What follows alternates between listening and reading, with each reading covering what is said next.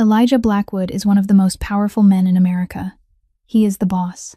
He is the darkness the entire underworld bows to. His empire stretches across the East Coast, from the soaring skyscrapers of Manhattan to the shadowed streets the police don't dare set foot on. Elijah lives in a palatial mansion on Long Island, a wrought iron gate that rises 10 feet high, grounds as vast as a public park, a security detail on watch 24 hours a day. When his motorcade rolls by, people move aside. No one dares meet his eyes. No one dares breathe too loudly when he is near. Elijah Blackwood has everything power and money can buy in this life. But there is one thing he doesn't know. A deadly danger is living right inside his own home. It has gleaming blonde hair. It has ocean blue eyes like the Caribbean. It wears Chanel dresses and diamond jewelry that catches the light.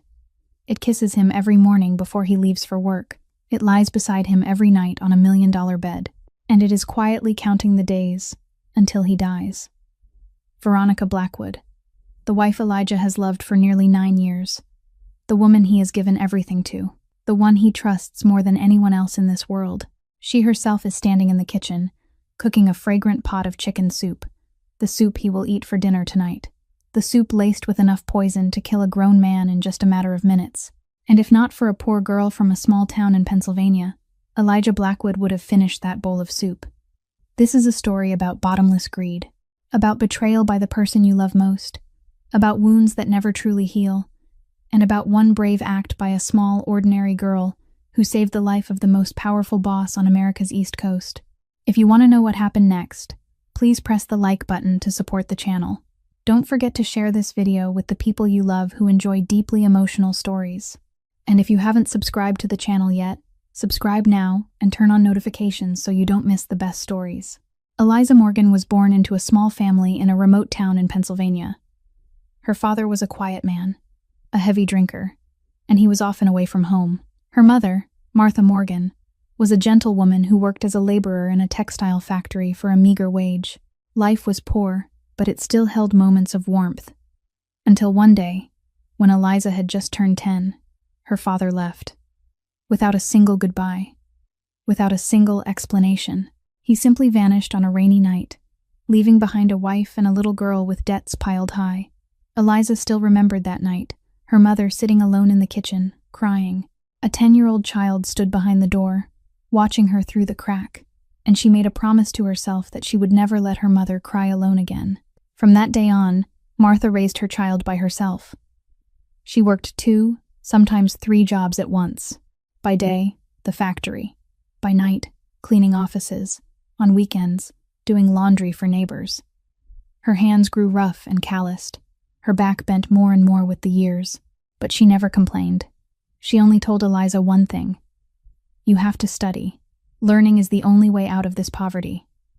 Eliza held on to her mother's words. She studied harder than any child in town. She earned the highest grades in her class. She won a scholarship to college.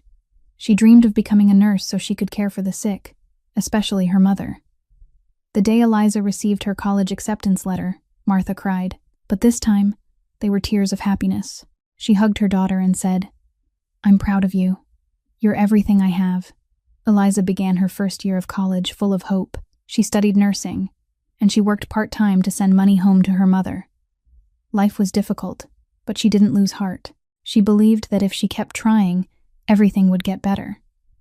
But fate didn't bend to her will. When Eliza was 22, Martha was diagnosed with stage 3 lung cancer. The news struck like lightning in a clear sky. Eliza remembered collapsing onto the hospital floor when she heard the doctor's words. She cried the way she had never cried before. Her world shattered in an instant. With no other choice, Eliza left school and went home to care for her mother. She sold everything she could. The old television, the wooden table and chairs, her nicest clothes. All of it traded for medicine, hospital fees, test after test. But it still wasn't enough. The hospital bills rose like a mountain. The savings ran dry. Then came the day the landlord knocked. You're 3 months behind on rent. I can't wait any longer. Eliza dropped to her knees and begged. She asked for 1 more week. Just 1 week. But the landlord shook his head. They were thrown out of the small house where mother and daughter had lived for 18 years. The next 2 weeks were 2 weeks of hell. Eliza and her mother lived in a battered old car parked on a vacant lot at the edge of town. The days were scorching hot. The nights were cold to the bone. Martha coughed through the dark hours, her health weakened by the day. She needed chemotherapy urgently, but Eliza had no money. She went everywhere in town looking for work, restaurants, cafes, the supermarket. No one would hire her. They told her she had no experience. They told her they already had enough staff. They offered 100 reasons. But Eliza knew the real one. She was the poor daughter of a sick woman, and nobody wanted to invite trouble into their life.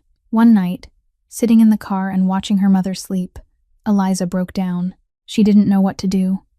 She was desperate. She wanted to give up. But then Martha woke, took her daughter's hand, and said, "Eliza, don't cry. I believe in you. You'll find a way." Those words were a small flame lit in the dark. Eliza wiped her tears. She made her decision. She would go to New York, a big city, with more opportunities. She had heard a wealthy family was hiring a housekeeper with good pay. It was the only chance. The journey to New York took 6 hours by bus.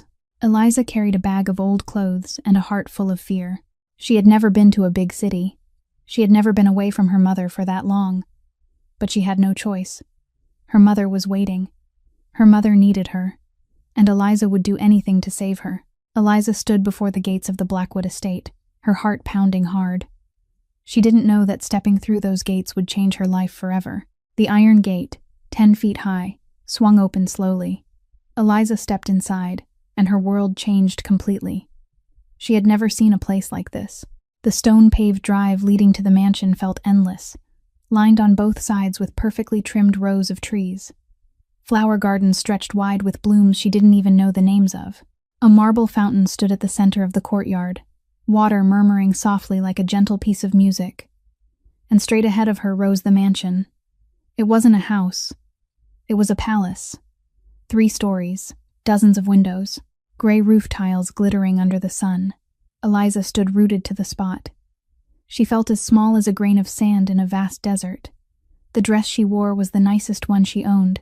It was old, washed so many times the color had nearly vanished, but she had cleaned it and pressed it carefully the night before. She wanted to look as presentable as she could. Yet now, standing in the middle of all this luxury, she felt as if her dress were nothing more than a rag. She wanted to turn around and run. She didn't belong here. But then she thought of her mother. Her mother was lying in that old car, coughing in painful spells, waiting for Eliza to bring back good news. Eliza drew a deep breath. She kept walking. In the waiting room, there were about 10 other women already seated. They were dressed far better than Eliza. Fashionable outfits, hair done perfectly, makeup applied with care. They looked Eliza up and down with contempt. One woman whispered to the one beside her, and then both of them giggled.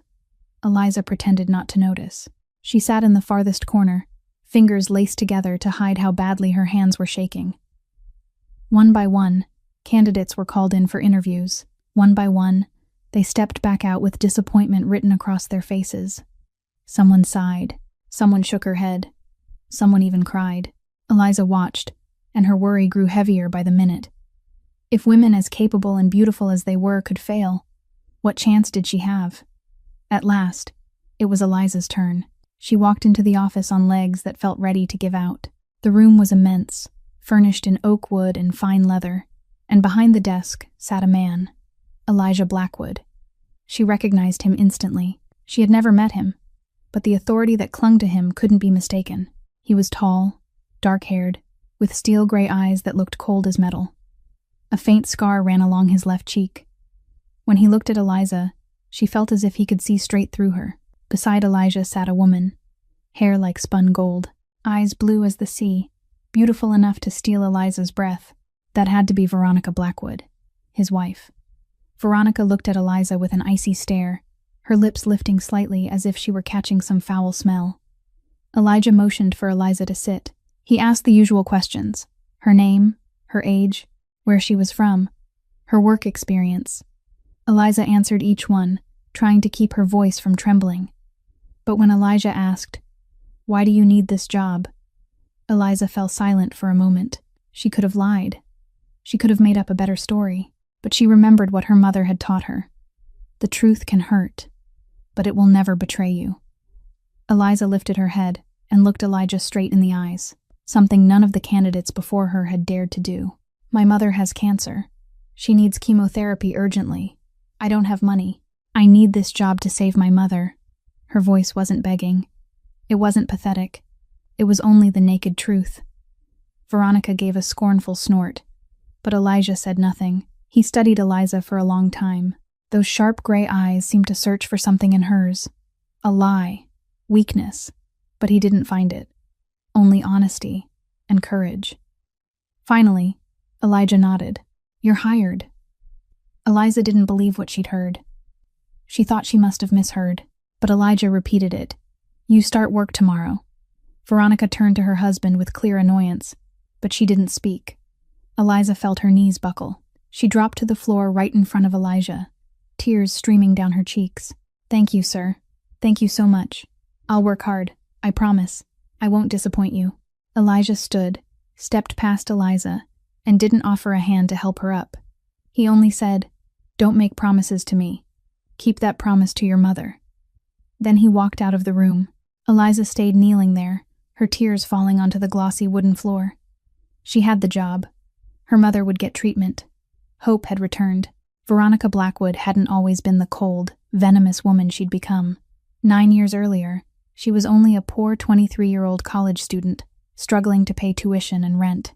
By day, she went to class. By night, she worked extra shifts at an upscale nightclub in Manhattan. Her job was to serve drinks to wealthy customers. She wore short dresses, walked on high heels, and had to keep a smile on her lips even when her feet ached, and exhaustion made her feel like she might collapse. Veronica hated that job. She hated the hungry stares from men. She hated the cheap, careless flirtation.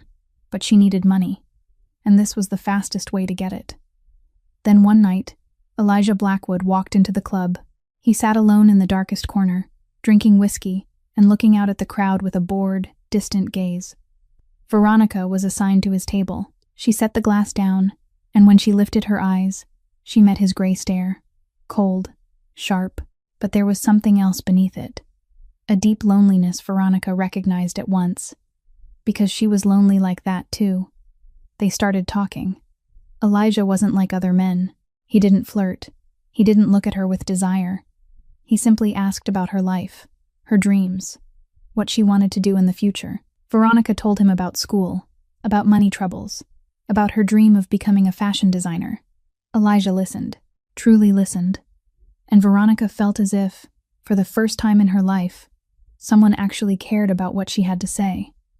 After that night, Elijah came back to the club every evening. He sat in the same place, ordered the same drink, and waited for Veronica to come to him. They talked for hours, about life, about the past, about the wounds they both carried. Elijah spoke about his father being assassinated, about having to take on the underworld empire when he was only 25, about the loneliness of a man standing at the very top. Veronica listened, and she felt her heart soften, then melt. She loved him, wildly, recklessly, the way she'd never loved before. 6 months later, they married. Veronica left school, left her job, and moved into the Blackwood mansion. She became the wife of one of the most powerful men in America. Her friends envied her. Her family was proud. Everyone said she was lucky, and Veronica believed it. She believed she was the happiest woman on earth. The first year of their marriage was heaven. Elijah made time for her. They traveled all over the world. Paris, Rome, Tokyo, the Maldives. They laughed, they loved, they spoke about the future, about the children they would have, about the happiness waiting ahead. Veronica thought fairy tales were real. She thought she'd found the prince of her life. But fairy tales don't last.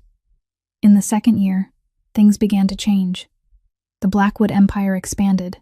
Elijah grew busier by the day. He came home later, traveled more. The romantic dinners disappeared. The late-night conversations faded away. Veronica sat alone in that enormous mansion, waiting for her husband, and she felt loneliness return. She tried to talk to Elijah. She tried to pull his attention back to her. But Elijah always said, "I'm busy. Let me finish this, and then I'll make time for you." But this never ended. There was always something else, and then something else again. Veronica learned to wait, and wait, and wait. In the third year, Veronica discovered she was pregnant. She was so happy she felt dizzy with it. At last she would have a child. A child who would give meaning to her hollow days. A child who would pull Elijah closer to her again. She called to tell her husband. Elijah said he was thrilled. He said he'd come home early to celebrate. But that night he came back at 2 a.m. Veronica was asleep. The little celebration she'd prepared had gone cold on the table. In the months that followed, Veronica carried the pregnancy alone. Elijah was caught in a brutal gang war. He wasn't there for her first ultrasound. He wasn't there when she heard the baby's heartbeat. He wasn't there when the doctor said it was a boy. Veronica stared at the ultrasound image with tears running down her face, and she wondered if her son would ever truly know his father's face. Then the tragedy came, the 5th month of her pregnancy. Veronica was home alone when the pain began. Cramping, tearing. She looked down and saw blood running down her legs, blood soaking into her dress. In panic, she called Elijah. Once, twice, 3 times. No one answered. She called his secretary. The secretary said Mr. Blackwood was in an important meeting and couldn't be disturbed. Veronica screamed into the phone, "I'm losing the baby. Tell him to come home now." And then she fainted. When Veronica woke, she was in the hospital, and her baby boy was gone. The doctor said they had done everything they could, but they couldn't save him. Veronica didn't cry. She only lay there, staring at the stark white ceiling, and felt as if something inside her had died with her child. Elijah arrived 4 hours later. 4 hours, when everything was already over. He rushed into the room, his face full of worry. He took Veronica's hand and said, "I'm sorry. I'm sorry. I didn't know. They didn't tell me." Veronica looked at him, looked at the man she had once loved with madness in her blood, and she felt something inside her crack. Elijah kept talking. "We'll have another. I promise. We'll have another. We'll have another." As if the child she'd just lost were only an object that could be replaced, as if her pain meant nothing. Veronica didn't say a word. She turned her face away, and from that day on, she never forgave Elijah. That wound never healed. The love she'd once given him slowly turned into hatred. Hatred that smoldered. Hatred that ran deep. Hatred that waited for the day it could finally be set free. Veronica had once loved Elijah. Maybe some small part of her still did, but that part had been buried too far down, under layer after layer of pain and resentment. And when Blake Mercer appeared years later, whatever remained of that love died for good. On her first day of work, Eliza was taken to a small room in the servants' quarters behind the mansion. The room was only about 10 square meters, with a narrow single bed, an old wardrobe, and a small window that looked out over the back garden. Compared to the battered old car where she and her mother had lived for the past 2 weeks, this room felt like heaven. Eliza set her bag of clothes on the bed, looked around, and silently thanked fate for giving her this chance. The first days were filled with non-stop learning. Eliza had never seen a kitchen like the one in the Blackwood mansion, a double-door refrigerator taller than she was, an induction cooktop with dozens of buttons she didn't understand, an automatic dishwasher, a coffee machine imported from Italy, an oven that could cook 10 dishes at once. Back home, people cooked over wood stoves. Here, everything ran on electricity and touch screens. But Eliza learned quickly. She watched. She asked questions. She tried again and again until she could do it right. Within a week, she knew how to operate every appliance in the kitchen. The washing machine, the dryer, the vacuum, the central air system. She memorized it all. Eliza woke at 5 o'clock every morning. She was the first one up in the mansion. She cleaned the living room, mopped the floors, prepared breakfast before anyone else opened their eyes. She worked without stopping until 10 o'clock at night. No one had to remind her. No one had to supervise her. Eliza knew on her own what needed to be done. She was more diligent than any housekeeper who had ever worked here. One morning, Elijah came down to the kitchen earlier than usual. He sat at the table, and Eliza served breakfast. Fried eggs, toast, black coffee, and a bowl of chicken porridge made from the recipe her mother had taught her. Elijah looked at the bowl, lifted a spoon to his mouth, and paused.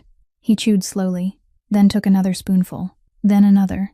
When the bowl was empty, Elijah looked up at Eliza. There was something different in his gray eyes. Softer, warmer. "Who taught you to make this?" Eliza lowered her head. "My mother did, sir." Elijah fell silent for a long moment. Then he said, his voice dropping lower, "My mother used to make chicken porridge like this when I was little, before she died." Eliza didn't know what to say.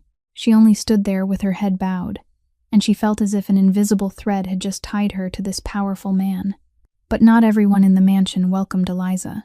Frank Donnelly, the head of security, 45 years old, who had worked for Elijah for 15 years, was the first to doubt her. Frank was a big man, broad-shouldered, with a face as cold as stone. He looked at Eliza the way he would look at a potential enemy. He watched her, studied every move she made. He ran a background check. He even sent people all the way to Pennsylvania to dig into her past.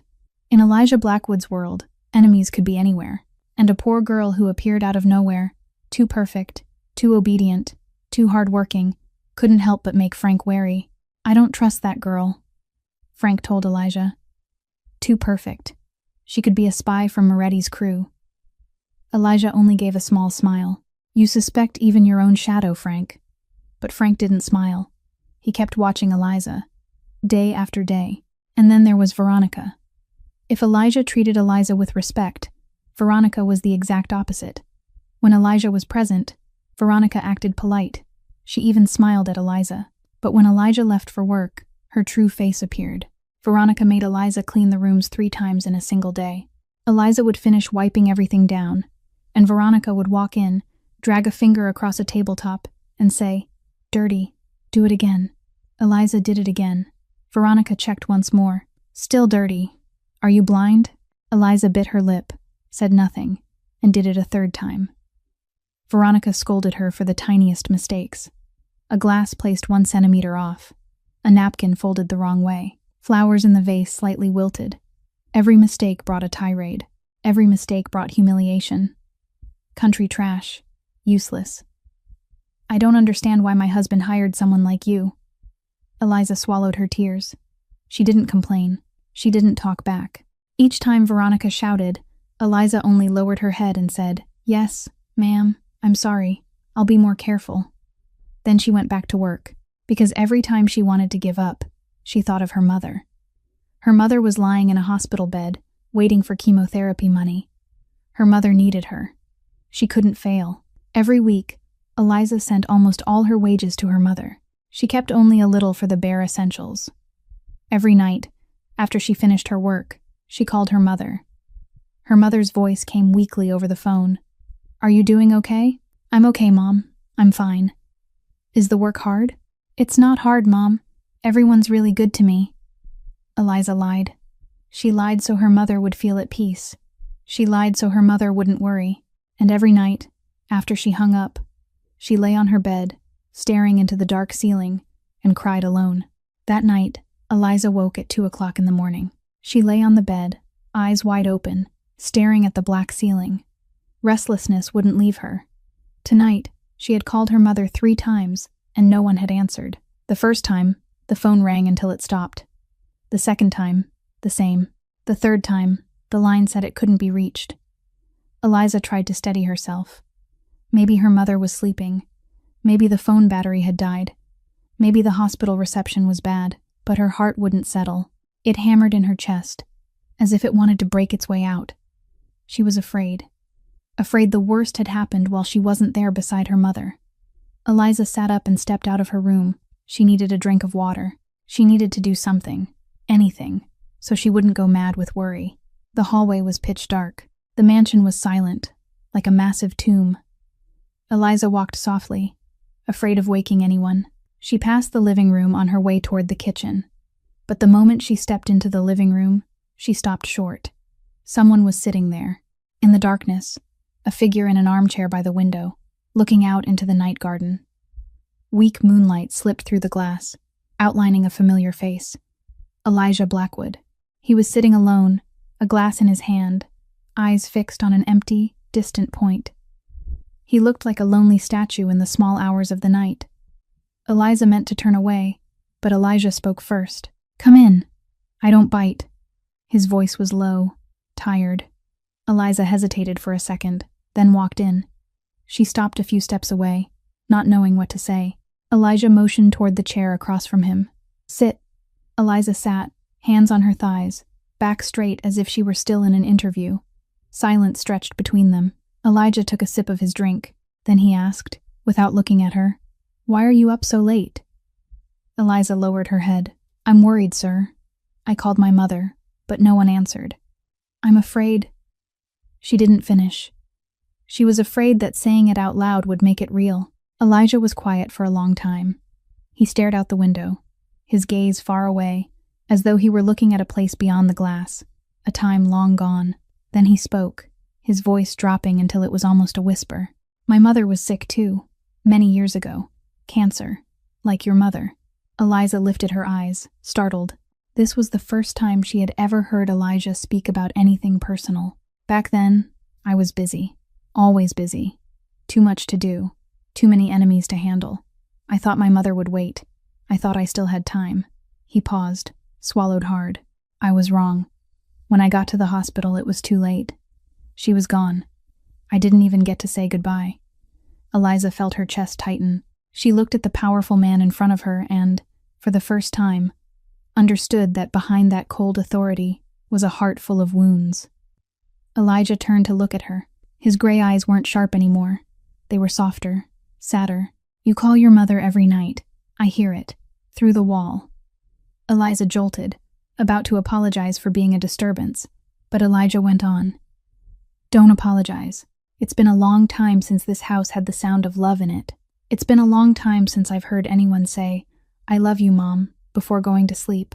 Eliza didn't know what to say. She just sat there, silent, feeling the distance between her and her employer begin to shrink. Not the physical distance, the distance between two lonely human beings, each carrying private pain, finding a small piece of understanding in the quiet of the night. Elijah stood, set his glass on the table. "Go back to bed. There's a lot to do tomorrow." He started to walk away, but he stopped at the doorway. Without turning around, he added, "Your mother will be okay. Don't worry too much." Then he disappeared into the dark. Eliza stayed where she was, watching after him. She didn't know why, but her chest felt lighter. As if someone had just shared her burden. As if she weren't alone anymore. 3 months had passed since the night Eliza and Elijah spoke in the living room. Life in the Blackwood mansion continued in its steady rhythm. Eliza worked. Veronica scolded. Frank watched. Elijah left early and came home late. Everything seemed unchanged. Until the day a strange man appeared. That day was a Saturday afternoon. Eliza was wiping the living room windows when she heard the doorbell. She was about to go answer it, but Veronica moved faster. She hurried to the door with a rare brightness on her face. Eliza glanced through the window and saw a man step inside. He was tall. Very tall. Maybe close to 6'3". Dark brown hair, neatly combed. A sharply angled face with striking lines. Green eyes like emeralds. He wore a gray suit, a white shirt with no tie, looking both polished and effortless. When he smiled, dimples appeared in his cheeks, a smile that could melt any heart. Veronica led the man into the house.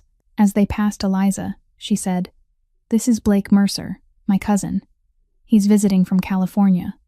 Blake looked at Eliza, gave her a polite nod with an easy smile. "Hello?" His voice was low and warm like velvet. Eliza lowered her head in greeting and returned to her work. She didn't think much about him. Just the lady of the house's cousin coming to visit. What could be so special about that? But Eliza was wrong. Blake Mercer wasn't Veronica's cousin, and he hadn't come here to pay a friendly visit. Blake Mercer, 34 years old, had once been one of Elijah Blackwood's closest men. They had grown up together, played together, stepped into the world together. When Elijah took over the Blackwood Empire after his father's death, Blake became his most capable right hand. They were brothers, not by blood, but closer than blood. Elijah trusted Blake the way he trusted himself. And Blake had once believed that friendship would last forever, until 3 years earlier. 3 years earlier, Blake's younger brother, a 22-year-old named Tyler, made a fatal mistake. Tyler was assigned to transport an important shipment from the port to the warehouse. A shipment worth millions of dollars. But Tyler lost it. Some said he was robbed, some said he gambled, lost badly, and sold the shipment to pay off debts. Whatever the truth was, the result didn't change. The shipment was gone, and by the laws of the underworld, The one who caused the loss had to pay the price. Blake dropped to his knees before Elijah. For the first time in his life, he knelt to anyone. Please, spare him. He's young. He was stupid. He'll never make a mistake again. Please, I'll do anything. I'll pay the debt for him. I'll work twice as hard. Please spare my brother's life. Elijah stood there, looking down at his closest friend on his knees at his feet. His face showed nothing. After a long while, he said, "Blake, you know the rules. I didn't make them. My father did, and his father before him. If I break the rules for your brother, tomorrow someone else will demand I break them for theirs, and this empire will fall." Blake looked up, eyes burning red. "You're the boss. You can change the rules." Elijah shook his head. "I'm the boss because I keep the rules. I'm sorry, Blake. I truly am." That night, Tyler Mercer was dealt with. No one knew exactly what happened, but he was never seen again. Blake stood before his brother's grave, eyes dry, no tears left to spill. Everything had been used up. Only one thing remained: hatred. Hatred that ran deep. Hatred that burned. Hatred that would never fade until Elijah Blackwood paid the price. Blake left the organization. He vanished without a word of goodbye. For the past 3 years, he had lived in California, waiting, planning, searching for the perfect opening to take his revenge. And then that opening appeared in the shape of Veronica Blackwood. Blake knew about Veronica. He knew she was lonely. He knew she was suffering. He knew she hated her husband, and he decided to use it. 6 months earlier, at an art exhibition in Manhattan, Blake ran into Veronica by chance. He played the role of a wealthy, single, charming art collector. He started a conversation with her, asked about the painting she was looking at, complimented her refined taste, invited her out for coffee. Veronica refused at first. She was Elijah Blackwood's wife. She couldn't go for coffee with a strange man, but Blake didn't give up. He appeared at the next exhibition, and the one after that. He was always polite, always respectful. No touching, no crude flirting, just conversation, just listening. And Veronica, a woman who hadn't been listened to in years, began to open up. She told Blake about her cold marriage, about a husband who was always busy, about the child she had lost, about pain no one understood. Blake listened. He took her hand. He spoke sweet, soothing words. "You deserve to be happier than this. You deserve a man who knows how to cherish you." And Veronica, with a heart full of wounds, fell into the trap. Blake didn't love Veronica. He didn't care about her. To him, she was only a weapon. A perfect weapon to destroy Elijah Blackwood from the inside out. And now, with Veronica in his hands, Blake began the next phase of his plan. After that first meeting, Blake began coming to the Blackwood estate more often. The first week, he came once. The second week, twice. The third week, 3 times. And before long, he was showing up almost every day. Always in the afternoon. Always when Elijah was still out and hadn't returned. Always with that charming smile and honeyed words on his lips. Eliza noticed that each time Blake came, he arrived in a different car. One day, a black sedan. Another day, a white SUV. Another day, a red sports car. As if he were deliberately trying not to be recognized. As if he were hiding something. Every time Blake came, Veronica found a way to send Eliza away.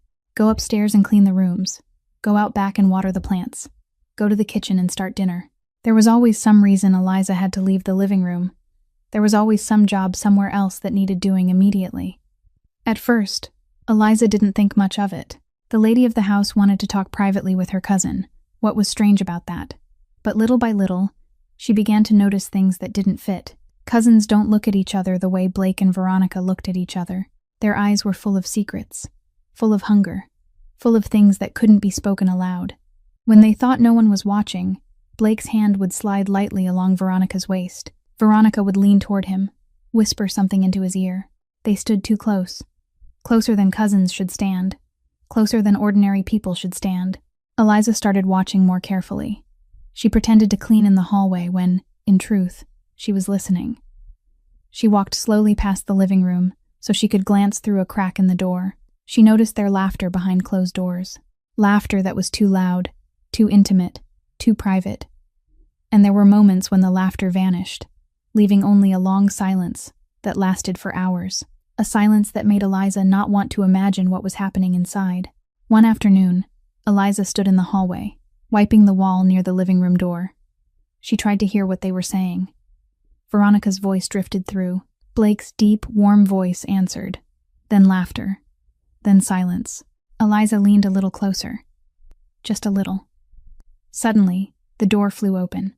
Veronica stood right in front of her, blue eyes sharp as blades. Eliza's heart seemed to stop. She stood there, still holding the cleaning cloth, mouth open, but no words came out. 1 second, 2 seconds. 3 seconds passed in a deadly quiet. "What are you doing here?"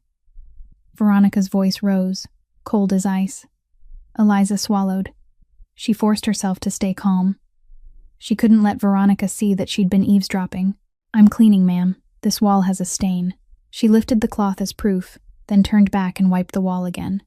Normal, natural, as if she were simply doing her job. Veronica said nothing. She stood there, staring at Eliza, a look full of suspicion, full of wariness, full of threat. Eliza felt that stare burning into the back of her neck. She kept wiping the wall, pretending not to notice. A minute passed, then another. Finally, Veronica turned away, stepped back into the living room, and closed the door. The sound of the lock clicked into place. Eliza let out a shaky breath, but she knew she had just escaped by a hair. Veronica suspected her. If she kept watching too closely, sooner or later she would be caught, and then she would lose her job. Her mother would have no money for treatment. Everything would collapse. Eliza decided she had to change her approach. She would keep watching, but from farther away, more carefully, more discreetly. She didn't know exactly what was happening between Veronica and Blake, but she knew one thing for sure. This wasn't the kind of relationship cousins had. There was something darker in it, something more dangerous. And Eliza had a feeling she needed to find the truth, before it was too late. One afternoon, about 2 weeks after she'd almost been discovered, Eliza was wiping the windows in the first-floor hallway. It was a large window that looked out over the rose garden, positioned right beside the living room. She had chosen this spot on purpose. From here, she could hear the voices inside the living room without standing too close to the door. Safer, more discreet, less likely to raise suspicion. Blake had arrived early that day. He and Veronica were in the living room, the door tightly shut as always. Eliza wiped the glass very slowly, her ears straining to listen. At first she heard only muffled conversation, the words indistinct, but then their voices grew louder, as if they were arguing about something, as if emotion was rising. Blake's voice came through, deep and warm but carrying weight. "What are you still waiting for, Veronica? Every day you stay in this house is another day you die a little more." Veronica answered, her voice trembling. "You know I can't divorce him. The prenup. Who said anything about divorce?" Blake cut in. His voice cooled slightly. "There are other ways. Ways where you get everything. Money, freedom, and justice for the child you lost." Silence. Eliza held her breath. She stopped wiping the window and stood frozen, like a statue. Veronica's voice came again, smaller. "What do you mean? Think about that day." Blake's voice turned sweet, as if he were rocking a child to sleep. "The day you lost the baby. You were in pain. You were bleeding. You called him. And where was he? He was in an important meeting." Blake stressed the last 2 words with bitter mockery. "He left you alone in the worst pain of your life. He chose work over you. He chose his empire over your child." "Blake!" Veronica's voice caught. "Elijah Blackwood doesn't deserve to live." Blake said it, his voice cold as ice. "He doesn't deserve you. Doesn't deserve this fortune. Doesn't deserve anything. And you know it. You know it better than anyone." The silence stretched on. Eliza felt her heart pounding hard in her chest. She wanted to run. She wanted to pretend she hadn't heard a thing, but her feet felt nailed to the floor. She couldn't move. Blake spoke again, a whisper, like he was sharing a secret. "I know someone. There's something I can get. No color, no smell, no taste. Once it's in the body, it makes the heart stop. It looks like a natural heart attack. No one suspects. No one investigates. Just a mafia boss who dies from working too hard. Normal." Eliza felt the blood in her body turn to ice. They were talking about murder. They were planning to kill Elijah. "You'll be the poor widow." Blake continued, his voice full of seduction. "The whole world will feel sorry for you. And his fortune, his empire, everything will belong to you." belonged to us, you and me. Forever. Silence. Long. Eliza didn't dare breathe. Then Veronica spoke, shaking. My baby, he died because of him. Because he wasn't there. Because he didn't care. Her voice hardened, filled with hatred. I waited for him to change. I waited for him to love me the way he used to. But he never changes. He only loves power. Only loves money. Only loves that damn empire of his. Then decide, Blake said, encouraging. Kill him. Take back everything you deserve to have. Get revenge for the child you lost. A long time passed before Eliza heard Veronica again. Just one word, but that word made Eliza's blood freeze. Fine. Eliza trembled.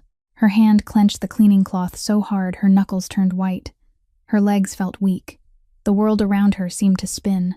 They were planning to kill Elijah, the man who had given her the job, the man who had saved her mother, the man who had sat with her in the middle of the night and spoken to her like a human being. They wanted him dead. Eliza let the cloth fall. She turned and walked fast. Then she ran back to her room as if something were chasing her. She slammed the door, pressed her back to the wall, and tried to breathe. But the air wouldn't fill her lungs. Her heart pounded as if it wanted to burst out of her chest. What was she supposed to do now? Tell Elijah? Call the police? Stay silent and pretend she knew nothing? Eliza slid down to the floor, wrapped her arms around her knees, and felt tears spill down her cheeks. She was only a poor girl from Pennsylvania. She didn't want any part of this. She only wanted to earn money to pay for her mother's treatment. But now she was holding a secret that could get a man killed, and she didn't know what to do with it. That night, Eliza couldn't sleep. She lay on her bed, eyes wide open, staring up at the black ceiling. The small room was utterly still, only the ticking of the clock and the heavy thud of her own heartbeat inside her chest. The words she'd heard that afternoon kept echoing in her mind, looping again and again like a damaged tape. He doesn't deserve to live. No color, no smell, no taste. It'll look like a natural heart attack. Fine. Each time she remembered, Eliza shivered. Each time she remembered, nausea rose in her throat. What was she supposed to do now? The question spun in her head like a storm. Tell Elijah. But how? Sir, your wife and her lover are plotting to poison you. Would Elijah believe her? She was only a poor housemaid. Veronica was his wife, the woman he had married and lived with for nearly 9 years. If Eliza spoke up and Veronica denied it, who would be believed? The answer was painfully clear. Veronica would cry, would play the victim, would claim Eliza was making it up out of jealousy, and Eliza would be thrown out. She would lose her job, lose her wages, lose the ability to pay her mother's hospital bills. Her mother would have no money for chemotherapy. Her mother would die. But what if she stayed silent? What if she pretended she hadn't heard anything, didn't know anything? Veronica and Blake would carry out the plan. Elijah would swallow the poison. Elijah would die, and Eliza would live with that guilt for the rest of her life. She would become an accomplice. Not an accomplice in the eyes of the law, but an accomplice in her own conscience. She knew. She could stop it. But she chose silence. How was that any different from killing someone? Eliza closed her eyes, and tears slipped from the corners. She thought of her mother. Not her mother lying in a hospital bed waiting for chemotherapy, but the mother from years ago. Her mother sitting by the stove, knitting a wool sweater, telling stories. What had her mother said back then? Eliza tried to remember. And then her mother's words rose in her memory, clear as if she were sitting right beside her. My child, when good people stay silent in front of evil, evil wins. Eliza realized that her inaction would make her just as guilty as the ones committing the crime. Don't ever let fear turn you into a bad person. Eliza opened her eyes. She sat up and reached for her phone. The clock read 2 o'clock in the morning. She dialed her mother's number. It rang for a while. Then her mother's voice came through, weak and rasping. Hello, Eliza. Why are you calling me at this hour? I just wanted to hear your voice, Mom. Eliza tried to keep her tone normal, but she could feel herself trembling. Is something wrong? Your voice sounds strange. Her mother's worry was immediate. Eliza wanted to tell her everything. Wanted to tell her what she had heard. Wanted to ask what she should do. But she couldn't. Her mother was sick. Her mother needed rest. Her mother didn't need another burden. I'm fine, Mom. I just miss you. Go back to sleep. I'm sorry I called so late. Are you sure? You're not hiding something from me, are you? No, Mom. I'm okay. I promise. Eliza lied. She lied to her mother, and she hated herself for it. After she hung up, Eliza sat motionless in the dark. Tears ran down her cheeks. She cried without making a sound. She cried from fear, from helplessness, from not knowing what to do. But through the tears, her mother's words kept echoing. Eliza realized that her inaction would make her just as guilty as the ones committing the crime. Eliza wiped her face. She took a deep breath. She couldn't tell Elijah without proof, but she also couldn't stay silent and let him die. She would watch Veronica. She would find evidence. She would protect Elijah at any cost. Even if she lost her job, even if she lost everything, she wouldn't become an accomplice to silence. She would do the right thing, just as her mother had taught her. A few days after the night, Eliza decided to watch Veronica. Her phone rang in the middle of the morning. An unfamiliar number, a hospital line. Eliza's heart tightened as she answered. A woman's voice came through, cool and professional. "Hello, this is the hospital. I'm calling about Mrs. Martha Morgan. The doctor is requesting some urgent additional tests to evaluate the tumor before beginning chemotherapy. The cost is $2,000. Can you pay within 3 days?" $2,000. The number thundered in Eliza's mind. She didn't have $2,000. She'd already sent almost all of this month's wages to her mother to cover last week's hospital fees. In her pocket now were only a few tens of dollars, just enough for the bare necessities. Next month's pay was still nearly 2 weeks away. Could I have more time?" Eliza asked, her voice shaking. "I'm sorry, ma'am, but these tests are urgent. If they aren't done this week, the chemotherapy schedule will be delayed. And with Mrs. Morgan's condition, a delay could have serious consequences." Eliza felt as if someone had punched her in the chest. She couldn't speak. She only murmured something and hung up. Eliza went out to the back garden, to the stone bench beneath the old oak tree. She sat down, covered her face with both hands, and cried. She cried without sound. Her shoulders shook in waves. Tears slipped through her fingers and fell to the ground. She felt helpless. She felt desperate. She had tried with everything she had. She had worked without stopping. She had endured every humiliation Veronica threw at her. And now, because she lacked $2,000, her mother might have to wait longer. Wait while the tumor kept growing inside her body. Eliza didn't know that someone was standing behind her, watching. Frank Donnelly. He was making his usual rounds through the garden when he heard the crying. He stopped behind a rosebush and looked at the small girl sitting there, sobbing alone. He had heard her on the phone with the hospital, heard her begging for more time, heard her voice breaking when she mentioned her mother. Frank stood there for a long while. Something shifted in his hard eyes. He had been watching Eliza for months. He had suspected she was a spy. But spies don't cry like this. Spies don't beg a hospital for more time to save their mother. This girl wasn't an enemy. She was only a daughter trying to do anything she could to save the person she loved most. Frank turned away in silence. He didn't say a word, but inside him, the suspicion was gone. Eliza kept crying, unaware she'd been seen. She wiped her tears with her sleeve, forcing herself to steady her breathing. She couldn't sit here forever. She still had work to do. She stood up, ready to go back inside, when a voice spoke behind her. "What's wrong?" Eliza turned. Elijah Blackwood was standing there, a cup of coffee in his hand, gray eyes watching her with quiet question. She lowered her head quickly, hiding her red, swollen eyes. "It's nothing, sir. I'm sorry. I'll go back to work right away." She started to move, but Elijah stopped her. "You're crying." Not a question, a statement. Eliza said nothing. She didn't know what to say. Elijah was silent for a moment, then sat down on the stone bench. "Sit." His voice wasn't cold the way it usually was. It was softer, gentler. Eliza hesitated, then sat down beside him, keeping a respectful distance. "Tell me," Elijah said. Eliza shook her head. "It's nothing important, sir. You're crying alone in the garden. That isn't nothing." Elijah looked at her, patient, waiting. Eliza didn't know why, but she started to talk. About the call from the hospital, about the $2,000, about her paycheck not coming yet, about the fear that her mother would have to wait longer while the illness grew worse. She told him everything. No hiding, no covering it up. When she finished, Elijah was quiet for a long time. Then he said, calm and even, "This month's pay will be issued early. Tomorrow." Eliza looked up, eyes wide. "Sir, I can't accept that. I can wait until the end of the month." Elijah lifted a hand to stop her. "This isn't charity.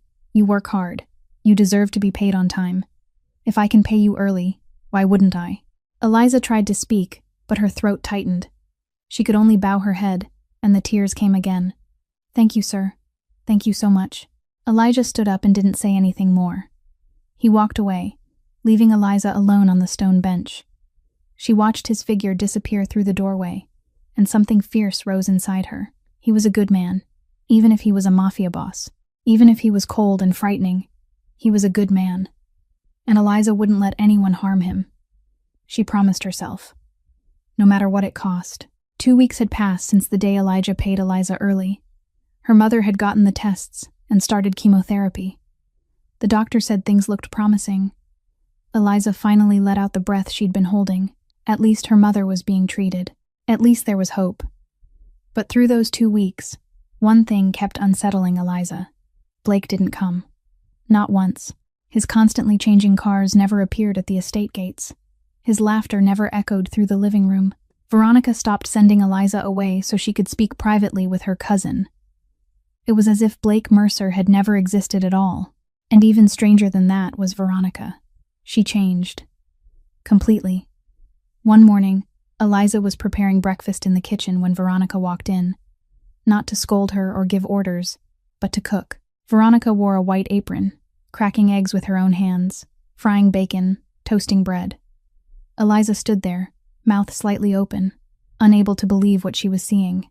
Veronica Blackwood, the woman who had never lifted a finger in the kitchen, was making breakfast for her husband. When Elijah came downstairs, he froze too. "You cooked?" Veronica smiled, sweet as honey. "I wanted to do something for you. It's been a long time since I took care of you the way I should." Elijah looked at his wife, and something in his gray eyes softened. They sat and ate breakfast together, laughing, talking the way they must have in the first days of their marriage. It wasn't only breakfast.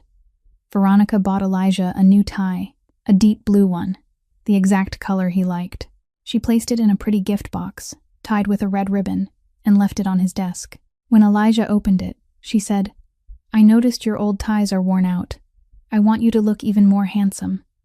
Elijah smiled, a rare smile Eliza hadn't seen since she arrived. He kissed his wife's forehead.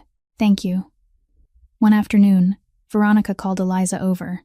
Eliza stood in front of her mistress with her heart pounding, bracing herself for the usual scolding. But Veronica handed her a scarf, a pale pink silk scarf, soft and lovely. "This is for you," Veronica said, her voice gentle. "Consider it an apology for how difficult I've been with you lately. You've been doing good work." Eliza didn't know what to say. She took the scarf, stammered out her thanks. Veronica smiled, lightly patted her shoulder, and walked away. That night, Eliza lay on her bed, staring at the scarf in her hands, and she began to doubt herself. Maybe she'd heard wrong. Maybe that conversation between Veronica and Blake hadn't been what she thought. Maybe they'd been joking. Maybe Veronica had truly changed. Eliza watched the way Veronica treated Elijah these days. They looked happy. They looked like a couple in love. Maybe she had been wrong. Guilt rose in Eliza. She had thought badly of Veronica. She had suspected she wanted to kill her husband, but looking at her now, how could anyone believe that?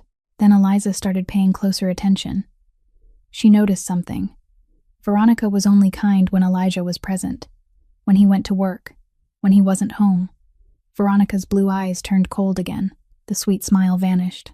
She became the old person again, distant and icy. She didn't scold Eliza the way she used to, but she didn't offer a single unnecessary word either, as if all that tenderness was only a performance. And when the audience left, the actress took off her mask. And then Eliza discovered the truth about the scarf. One evening, as she took out the trash, she saw a garbage bag she had tossed earlier that morning, but hadn't yet carried to the main bins. Inside that bag, there was a pale pink silk scarf, identical to the one Veronica had given her. Eliza picked it up and looked closely. There was a small tear at the corner. The torn piece had been neatly cut away, but the trace was still there. Veronica hadn't bought a new scarf to give her. She had only taken an old scarf meant for the trash, cut off the damaged corner, and handed it to Eliza as a gift, as an apology. Eliza stood there with the scarf in her hands, and everything became clear. It was all an act. Veronica hadn't changed. Faith. She was only distracting everyone, waiting for the perfect moment. Blake's absence didn't mean the plan had been cancelled. It only meant they were being more careful, waiting for the moment when no one would suspect, and Eliza had almost fallen for it.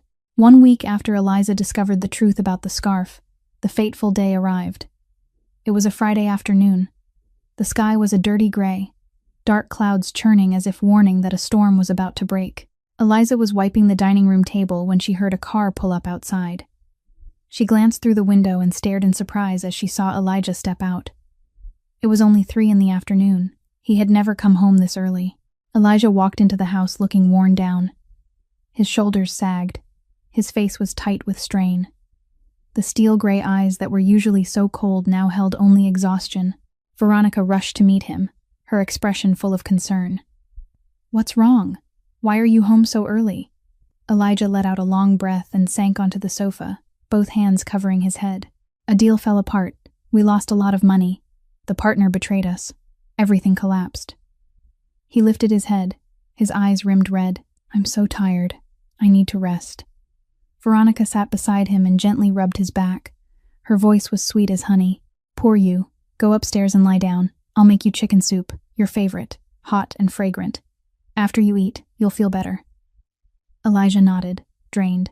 He stood and slowly climbed the stairs, each step heavy, as if he were carrying the whole world on his shoulders. Veronica stood at the bottom of the staircase, watching him go, the smile still on her lips. But the moment Elijah disappeared around the bend of the stairs, that smile vanished, and Eliza, still standing in the dining room with her cloth in hand, saw it all. She saw Veronica's blue eyes light up. Not with love, not with worry, but with waiting, with the gleam of a predator that had just watched its prey step into the trap. Eliza felt the blood in her body turn to ice. She knew. Today was that day. Veronica turned and caught Eliza's gaze. She smiled, a sweetness so perfect it felt fake. "Eliza, go up to the 3rd floor and clean the sitting room. I'll cook for my husband myself." Her voice was gentle, unnaturally sweet. "Take your time. No need to hurry. Clean it very well for me." Eliza lowered her head. "Yes, ma'am." She set the cloth down and moved toward the stairs. But inside her head, 1,000 thoughts were spinning. Veronica wanted her out of the way. Veronica wanted to be alone in the kitchen. Veronica would make chicken soup, and in that pot there would be something with no color, no smell, no taste, something that would make Elijah's heart stop, something that would kill him like a natural heart attack. Eliza climbed the stairs, her feet heavy as lead. What was she supposed to do now? If she acted, if she interfered, Veronica would know she had overheard that conversation. She would be fired. She would lose her job. Her mother would have no money for treatment.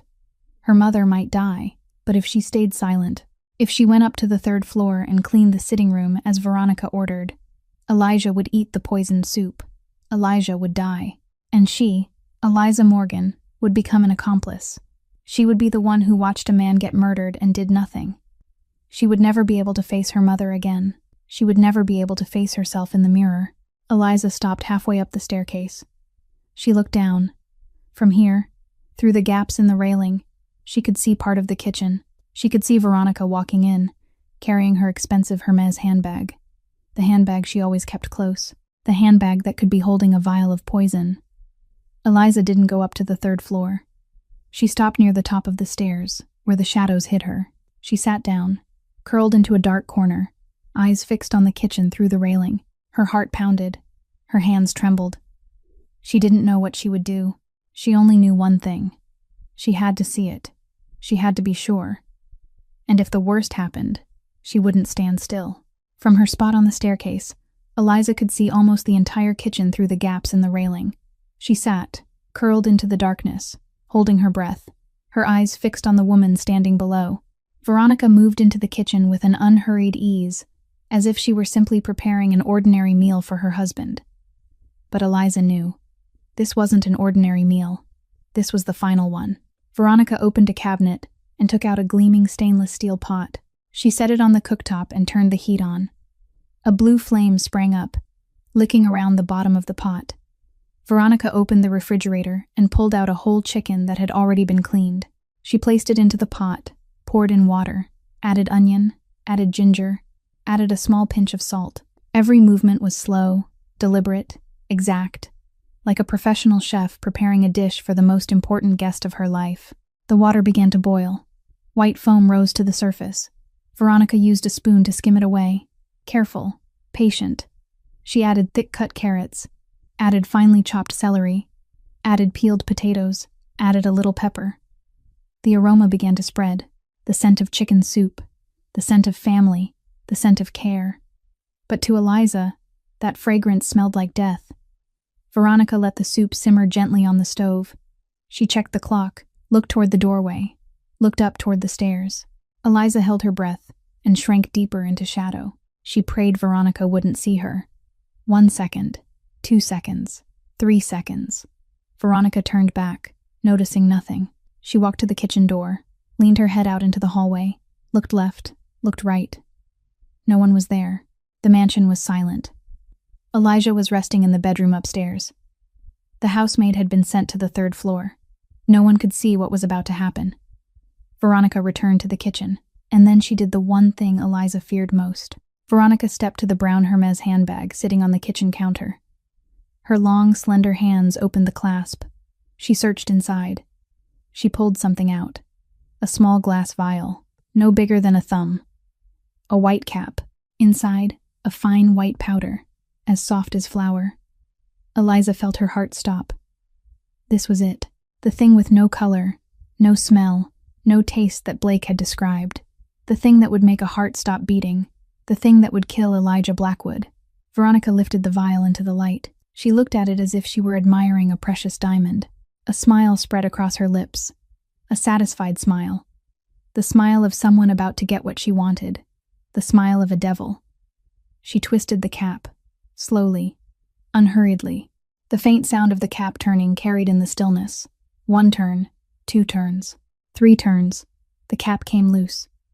Veronica stared down into the vial, at the fine white powder that would end her nearly 9-year marriage, that would end the life of the man she had once loved. Veronica stepped to the boiling pot. Steam rose in thick waves. The fragrance filled the kitchen. She tipped the vial over the soup, and then the white powder began to fall. Falling, falling, falling. Tiny grains dropping into the violently bubbling broth, touching the surface, dissolving, disappearing, leaving no trace. The powder blended into the soup, becoming one with the stock, with the chicken, with the vegetables. No one could tell. No one could suspect. Eliza watched and couldn't breathe. She wanted to scream, to run down the stairs, to knock the pot over. But her feet felt nailed to the floor. Her hands felt tied. All she could do was sit there, eyes wide, watching each grain of white powder drift into the soup, watching Elijah Blackwood's death being prepared right in front of her. Veronica poured in almost the entire vial. She peered inside and shook it lightly, making sure not a single grain remained. Then she screwed the cap back on and hid it inside her handbag. She picked up a wooden spoon and stirred the pot, stirring, stirring, stirring, making sure the poison dissolved completely, making sure there were no clumps, making sure everything was perfect. Veronica tasted it. She lifted the spoon to her mouth and sipped a little, closed her eyes, nodded in satisfaction. The soup was still delicious, still fragrant, still perfect. No one could tell anything was different. She smiled. The smile of a winner. Veronica took the finest white porcelain bowl from the cabinet, the bowl the Blackwood family used only on special occasions. She set it on a shining silver tray, took a silver spoon, took a spotless white napkin. Then she ladled the soup into the bowl, spoonful by spoonful. The steaming soup rose in hot waves. The smell was rich and tempting. It looked like the perfect bowl of chicken soup any loving wife would make for her husband when he was exhausted. But this wasn't a bowl of love. This was a bowl of death. Veronica set the bowl on the tray. She checked her reflection in the small mirror hanging on the kitchen wall, adjusted her hair, adjusted her smile, making sure she looked like a devoted wife who loved her husband more than anything. Then she lifted the tray and walked out of the kitchen. On the staircase, Eliza still sat there, trembling, her hands gripping the railing so tightly her knuckles had gone white. She had just watched a woman poison the soup meant for her husband. She had just witnessed a murder plot unfolding right before her eyes, and now that woman was carrying the poisoned bowl up the stairs, heading toward the bedroom, heading toward Elijah. What was she supposed to do? What was she supposed to do now? Veronica stepped out of the kitchen with a silver tray in her hands. The bowl of chicken soup sat in the center, sending up thick steam. The vapor rose and carried the tempting fragrance of chicken cooked until tender, of fresh vegetables, of perfectly measured seasoning. The smell spread through the air, slipping into every corner of the mansion. A warm, comforting scent. A scent of care, but to Eliza, it was the scent of death. Veronica walked down the corridor. The heels of her high shoes struck the marble floor. Click, click, click. Each sharp tap sounded like a countdown. Each step carried the poisoned soup closer to Elijah. Each second that passed was 1 second nearer to death. Click, click, click. The sound hit Eliza's ears like a hammer, like a war drum, like her own heart, beating wildly inside her chest. Eliza stayed crouched on the staircase, tucked into the darkness. She watched Veronica move along the hall toward the main staircase that led up to the second floor. What was she supposed to do? The question twisted through her mind like a whirlwind. What now? What now? What now? If she ran down and screamed, Veronica would know Eliza had seen everything. She'd dump the soup, pretend nothing had happened. Then she'd make another bowl. And next time, she'd be more careful. She wouldn't give Eliza a chance to see. Elijah would still die, just a little later. If she called the police, how long would they take? 10 minutes, 20 minutes, 30 minutes. Elijah would finish the soup in 5 minutes. The police wouldn't arrive in time. By the time they got there, it'd already be too late. If she did nothing, if she sat here in silence and pretended she didn't know, Elijah would eat the soup. Elijah would die, and she, Eliza Morgan, would carry that guilt for the rest of her life. She'd be an accomplice, the one who watched a man be killed and did nothing to stop it. Eliza thought of her mother. She thought of those old nights by the stove, when her mother told stories and taught her how to live. To remain a bystander now would be to abandon every principle of integrity she had ever known. Her mother's voice echoed in her mind, clear as if she were sitting right beside her.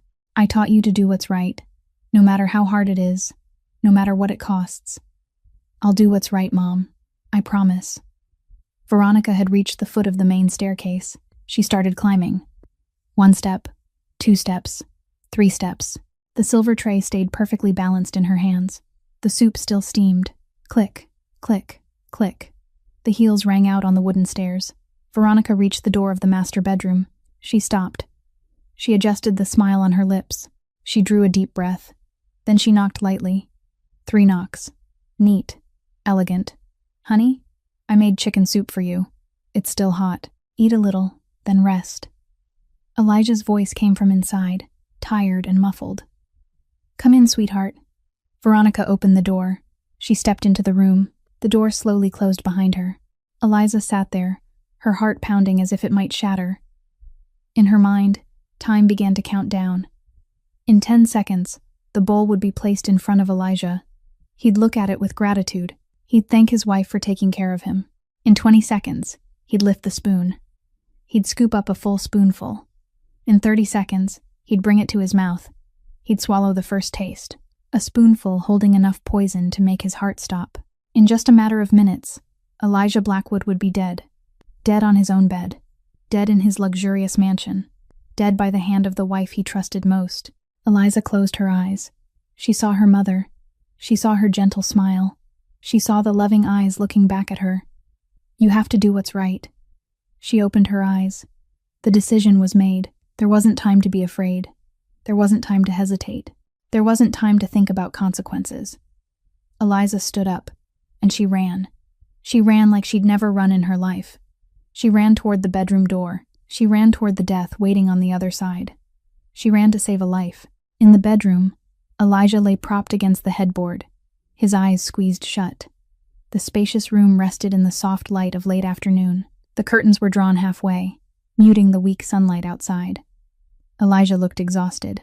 Worry and fatigue had carved lines into his face. The failed deal had drained what little strength he had left. Now he wanted only rest, only silence. Veronica walked to the bedside and set the silver tray on the nightstand. The bowl of chicken soup still sent up thick steam. The fragrance filled the room. "Honey," her voice was sweet as syrup, "I made special chicken soup for you. Eat a little, then rest." Veronica lifted the bowl, gently stirred it a few times with the spoon to cool it, then handed it to her husband. Elijah opened his eyes. He looked at the soup, looked at his wife. A faint smile formed on his lips, a smile of gratitude. The smile of a husband moved by the care he believed he was receiving. "Thank you," he said, low and tired. "It's been a long time since you cooked for me. I missed your chicken soup." Veronica returned his smile. A perfect smile. The smile of a loving wife.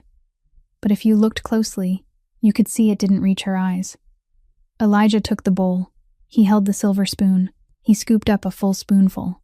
The broth was clear, with pale pieces of chicken, bright orange slices of carrot, crisp green celery. It looked flawless. It looked delicious.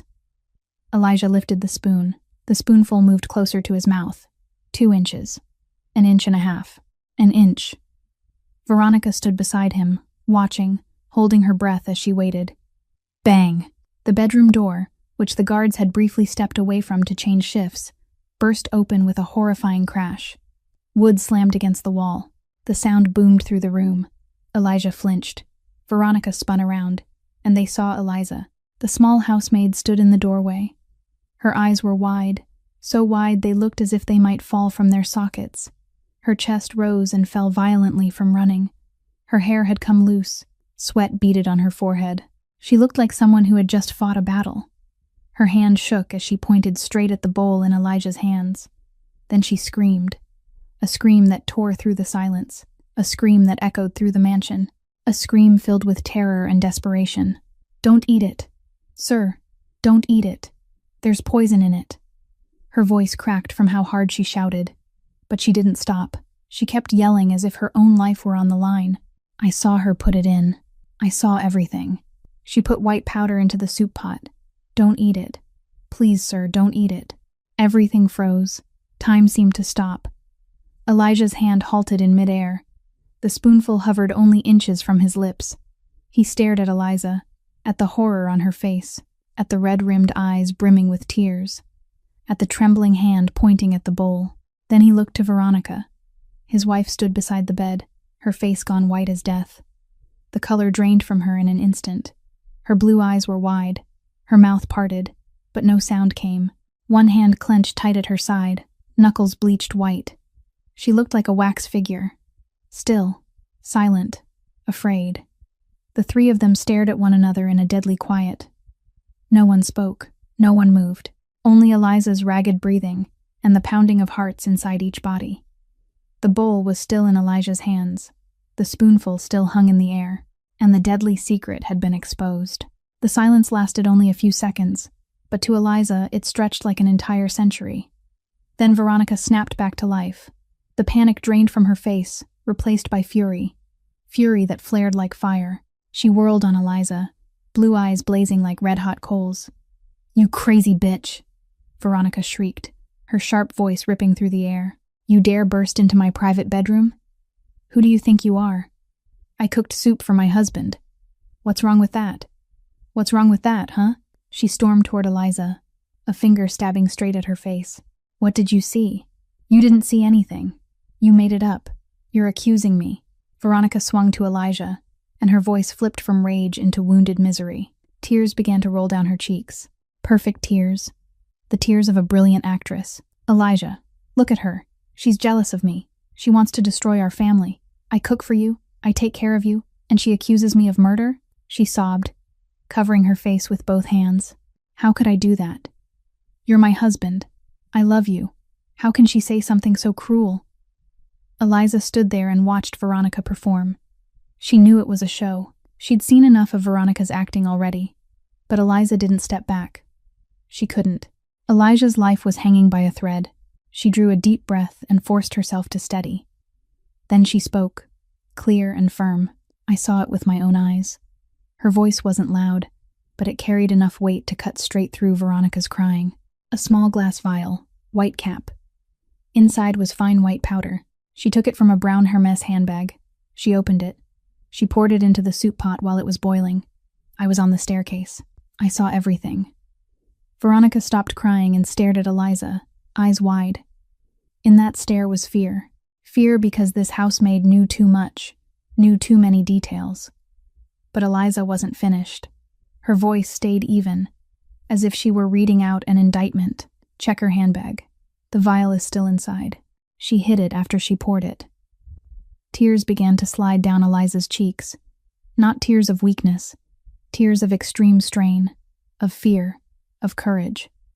But her voice stayed steady. Check the pot in the kitchen. It'll have the same poison in it. I'm not lying. I've got no reason to lie. I'm only the help.